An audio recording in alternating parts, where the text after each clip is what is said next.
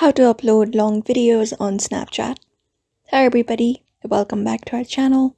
In today's video, we are going to learn how we can upload long videos on Snapchat. So let's just dive right into the video and find out how to.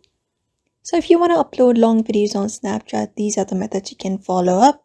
First thing is you need to open up the Snapchat application on your device. You can just open it up, and when you open the app in the screen, you will be finding a record option in your home page. So all you need to do is, in order to upload a long video, you need to press this button in the middle with a white circle. Just long press on it and press on it until it stops itself. So it may be about a minute or something like that. That may be the maximum time that Snapchat lets us to record. After that is done, after you have recorded the video, in the bottom you should be finding a send to option or stories option.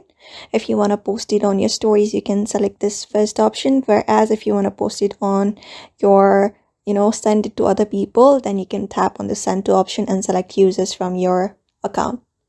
So that is it. That is how you upload long videos on Snapchat, following up those methods. So I hope this video was helpful, and thank you for watching this video.